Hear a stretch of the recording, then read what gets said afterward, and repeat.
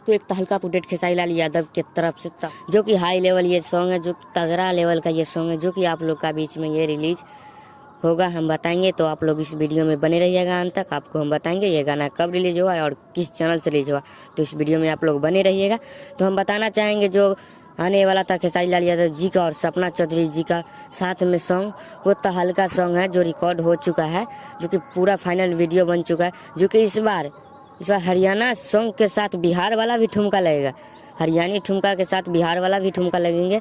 और एक बात और बताना चाहते हैं, जो कि ये गाना खेसारी जी का गाना नहीं है, ये अपने नहीं आए हैं, ये दूसरा के गाना पे अपने एक्टिंग दिखाए हैं खेसारी लाल यादव जी। और ये खेसारी जी नहीं गाए हैं गाना, ये गाना हरियाणी का कोई सिंगर जी गाए हैं, उस पर वीडियो है खेसारी लाल यादव जी का बना है, जो कि हाई लेवल वीडियो, जो कि इस बार दोनों मिलके ये इतना भौचाल ये गाना मचेगा, इतना भौचाल मचेगा जो कि रिकॉर्ड तोड़ते हैं, जो कि हफ्ते हफ्ते ट्रेंडिंग में ये गाना 1 घंटा में आ जाएगा, जो कि इतना हाई लेवल वीडियो ये बन चुका है। जो कि आप लोग का बताएंगे किस चैनल से गाना आएगा। तो ये गाना आएगा स्पीड रिकॉर्ड भोजपुरी चैनल जो है, उस पर ये गाना रिलीज होगा।